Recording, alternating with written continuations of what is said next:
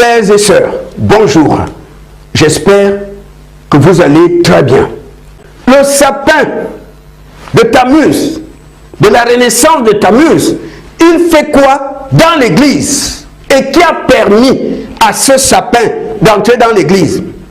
Les occultistes savent très bien d'où vient ce sapin et pourquoi il est décoré. Mais le grand public, qu'on roule dans la farine, qui croit bêtement aux choses, décore le sapin sans même savoir pourquoi et d'où vient ce sapin. Il faut que tu saches que ce sapin n'est pas décoré par hasard. Je vais te dire ici pourquoi c'est un sapin qui est décoré partout dans le monde et surtout qui a voulu que c'est le sapin qui soit décoré. Il faut savoir qu'après le déluge, Noé se retrouve sur terre, lui, sa femme et ses 3 garçons avec leurs épouses. Noé a commencé à cultiver la terre, à faire l'élevage. Un jour, alors qu'il était sous une tente, son fils Cham passe à côté. Mais il va remarquer que non seulement le père a bu, mais surtout le sexe de papa était dehors. Le garçon a commencé à se moquer de son père. Ensuite, il vient trouver ses 2 frères, Japheth et Sem. Vous savez quoi? Papa là-bas, il est KO, il a bu. Mais ce n'est pas tout. Le sexe est dehors. Et il a commencé à rire devant ses frères. Mais ses frères vont prendre une couverture. Ils allaient à reculons. Ils reculaient comme ça, avec la couverture, pour couvrir leur père. Quand l'alcool est passé, Noé se réveille. Japheth et Sem ont dit à Noé, papa, tout à l'heure quand tu dormais, tu n'étais pas bien couvert. Cham t'a venu et il se moquait de toi. Il appelle son fils Cham. Mon fils, je suis ton père. Si tu me vois dans cet état, pourquoi ne pas me couvrir? Pourquoi se moquer de moi? Il va maudire l'un des fils de Cham, qui s'appelait Canaan. Il avait 4 enfants. L'aîné s'appelait Couche, Misraïm, Pout, Canaan. Quand Couche l'aîné est devenu homme, il a commencé à chercher des jeunes femmes. Couche voulait se marier. Il avait déjà l'âge. Il faut savoir que dans cette région d'Assyrie, surtout à Babylone, il y avait une jeune femme belle, dotée de pouvoir. Les gens n'avaient pas le courage de l'approcher, de lui demander la main. Mais Couche a eu le courage. La jeune femme s'appelait Sémiramis. Elle n'était pas n'importe qui à Babylone. Elle était vénérée. On l'appelait la reine du ciel. Très belle, dotée de pouvoir, mais des pouvoirs occultes. Couche a eu le courage de venir demander la main de Sémiramis. Sémiramis a accepté. Il est venu trouver son père. Papa, je suis content. J'ai trouvé la femme de ma vie. Je l'aime beaucoup. Le père est étonné. C'est qui? Sémiramis. Quoi? Mon fils, la reine du ciel? Non, il n'y a pas d'autre jeune femme. Papa, c'est pas la peine. C'est trop tard. Elle a accepté, je vais l'épouser. Les 2 vont se marier, frères et sœurs. Sémiramis est vénéré. Sémiramis, ce n'est pas n'importe qui. Tout le monde se met à genoux devant cette femme. De ce mariage naîtra un petit enfant, un garçon, qu'ils ont donné le nom de Nimrod. Lorsque Sémiramis a accouché, elle a rassemblé le peuple, toute la population de Babylone. Elle est venue avec son bébé dans les bras et a dit au peuple, regardez ce bébé, c'est pas n'importe quel bébé, c'est pas un être humain comme vous, c'est le Dieu Soleil. Il est passé par mon ventre, il est là, le Dieu Soleil. Pourquoi Sémiramis le dit? Parce qu'à Babylone, on adorait le Dieu Soleil et la déesse Sémiramis. C'est pourquoi elle dit au peuple que le Dieu Soleil qui était dans le soleil, il est là dans mes bras. Ce qui fait que le petit garçon, les gens faisaient des courbettes devant ce petit garçon. Parce que pour eux, c'est le Dieu soleil qui est là, qui grandit au milieu d'eux, qui est né pour régner à Babylone. La Bible dit que Nimrod était un vaillant chasseur. Un jour, il a appelé sa mère Sémiramis. Maman, je ne peux plus continuer à souffrir. Je souffre. Maman, je souffre. À chaque fois que je te vois entrer dans la chambre avec papa, je ne dors pas. Je ne dors pas. Je suis jaloux. Maman, je t'aime. C'est toi que j'ai envie d'épouser. Sémiramis dit quoi? Avec tout ce qu'il y a ici, comme jeune fille, mon fils. Maman, je ne m'amuse pas. Je vais te prouver que je ne rigole pas. Nimrod va tuer son père. Il a épousé sa mère, Sémiramis. Cette sorcière qui était dotée de pouvoirs occultes, la reine du ciel qui était vénérée, devient son épouse. Le garçon se balade dans le royaume, la main dans la main avec sa mère. Et ce Nimrod va créer une religion à Babylone, la religion de Baal. Et dans cette religion, on sacrifiait des bébés. Sacrifice rituel pour la divinité de Baal. Je veux que tu saches, frères et sœurs, que cette religion de Nimrod, depuis Babylone, existe toujours jusqu'à ce jour. On a juste changé de nom. On l'appelle aujourd'hui la franc-maçonnerie. Nimrod est le père fondateur de la franc-maçonnerie. C'est ce garçon qui a dit au peuple de Babylone, regardez, regardez ma mère, je couche avec. Il n'est pas interdit de coucher avec sa mère. Il n'est pas interdit de coucher avec sa fille, avec son fils, son oncle. Ce n'est pas interdit. Vous pouvez coucher. Il n'est pas interdit de coucher avec un bébé. C'est pourquoi les membres des sociétés secrètes sont à fond dans l'inceste. Des pères couchent parfois avec des filles, avec leurs soeurs, leurs tantes, leurs mamans, pour avoir des pouvoirs. Tu veux être influent, tu veux être puissant, tu couches avec ta fille, avec ta maman. Ça existe aujourd'hui. Je me souviens, j'avais prié ici à Paris pour une jeune femme d'origine centrafricaine. Elle m'avait dit que c'est son propre père qui l'avait déviergé. Son papa est dans les loges. L'inceste, c'est pourquoi dans les sociétés secrètes, il y a l'inceste. Les gens couchent avec leurs filles, leur propre maman. Tu veux être ministre, tu me sacrifies ta fille. Tu veux être un grand sportif, tu couches avec ta petite soeur. Tu veux être puissant, un homme d'affaires, tu couches avec ta mère. Ça a commencé à Babylone. Ne soyez pas étonnés si aujourd'hui le monde évolue dans la même direction.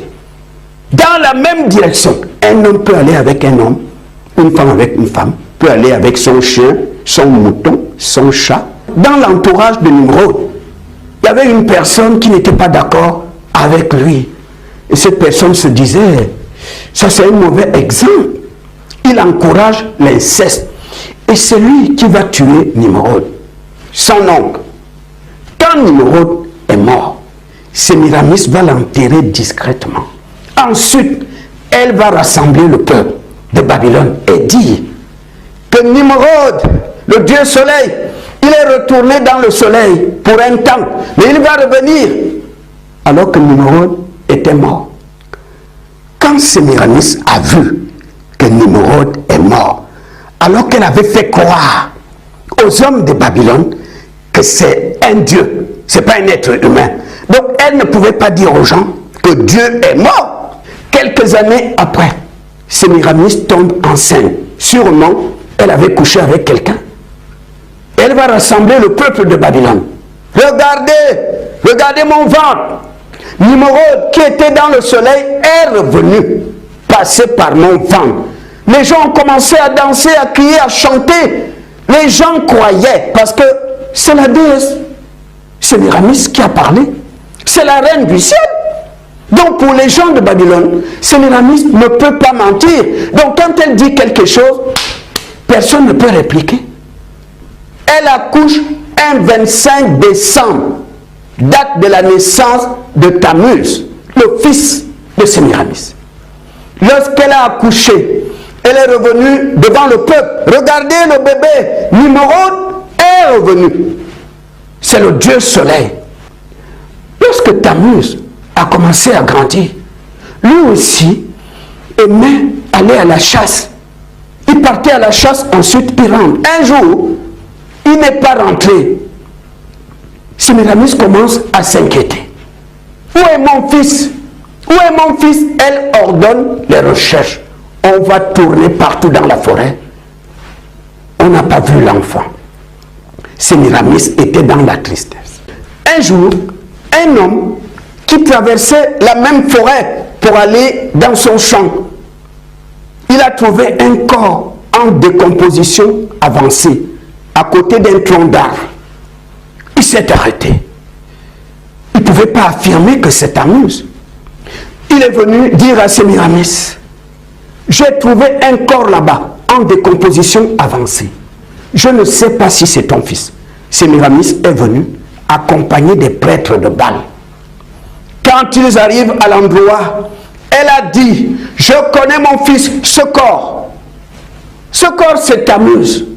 C'est sûr qu'il est retourné là où il était avant, dans le soleil. On va prendre les restes de ce corps pour aller enterrer. Les gens de Babylone venaient là, prier à cet endroit. Cet endroit était devenu un lieu de culte. Les gens venaient offrir des offrandes. On allumait l'encens.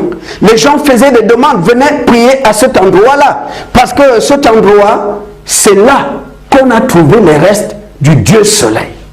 Les gens apportaient des offrandes pour le Dieu Soleil. D'autres allumaient l'encens. Les gens se mettaient à genoux pour prier parce que le Dieu Soleil est parti à partir de là.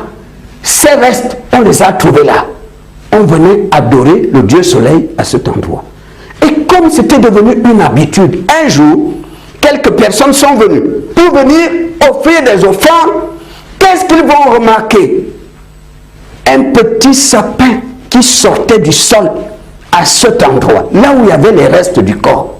Les gens sont venus dire à Sémiramis, c'est bizarre, l'endroit où on avait trouvé les restes du corps de Tammuz, il y a un petit sapin qui sort du sol à cet endroit.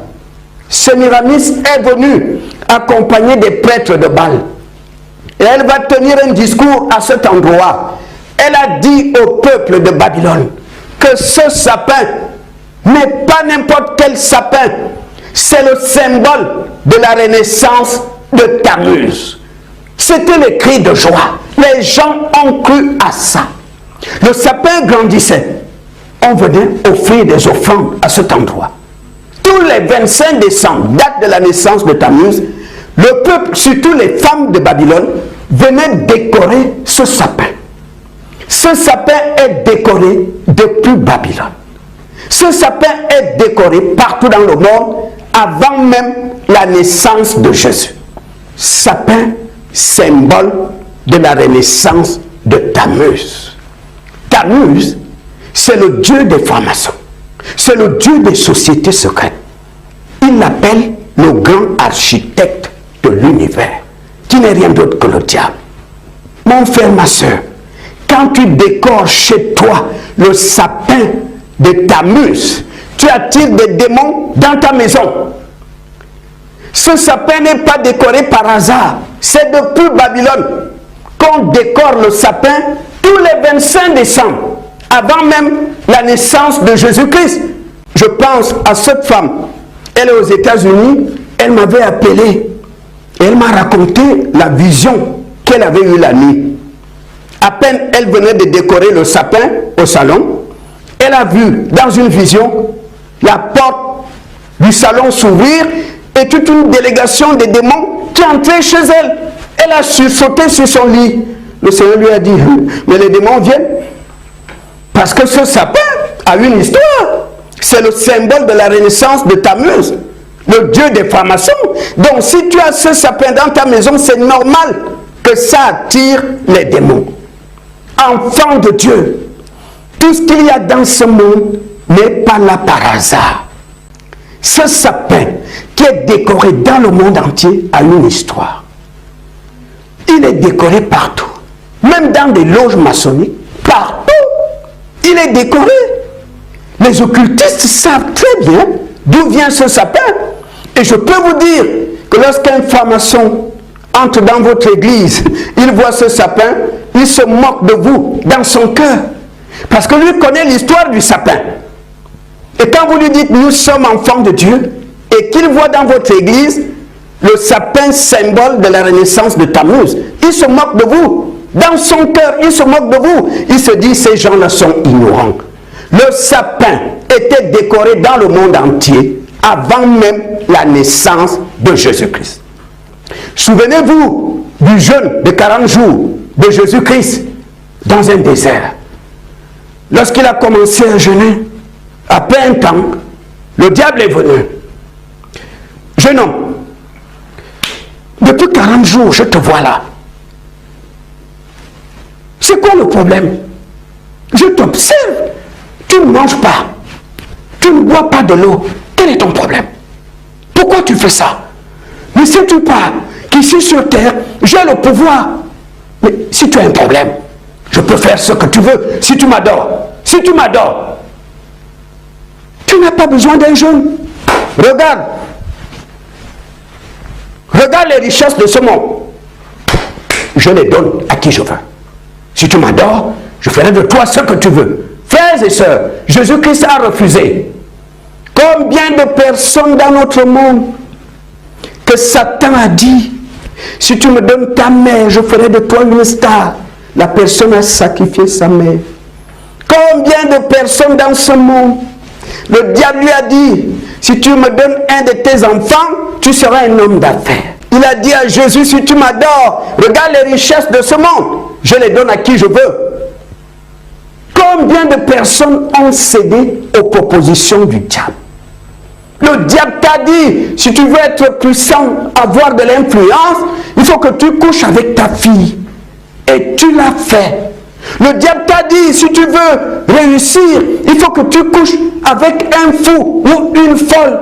Et tu as commencé à chercher, tu l'as fait. Le diable t'a dit, si tu veux que je te donne ce que tu me demandes, tu couches avec une chienne, tu l'as fait. Le diable t'a dit, si tu couches avec un cadavre dans une morgue, je te donnerai ce que tu veux.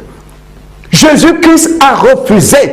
Mais des hommes, beaucoup parmi nous, ont vendu leur âme au diable. Pour les choses de ce monde. Quand tu vas mourir demain, tu seras seul dans ton cercueil. Les maisons que tu as construites, les voitures achetées, les comptes bancaires sont restés. Et toi, Satan a ton âme pour l'éternité. Le diable est un menteur. Il te demande ton âme en échange des biens de ce monde. Parce qu'il sait très bien qu'un jour tu vas mourir, les biens resteront. Mais lui, il a ton âme pour l'éternité. Frères et sœurs, faisons très attention. Le sapin que tu as chez toi a une histoire depuis Babylone. Et ce sont les enfants du diable qui ont propagé le culte du sapin un peu partout. Parce qu'il faut savoir qu'à l'époque, Babylone, c'était la grande puissance qui dominait le monde. Et partout où allaient les prêtres de Babylone, ils installaient le culte de Babylone, c'est-à-dire Sémiramis et Tammuz. Les occultistes savent très bien pourquoi le sapin est décoré. Les occultistes savent très bien que Tammuz, c'est le grand architecte de l'univers qui n'est rien d'autre que le diable. Ils le savent.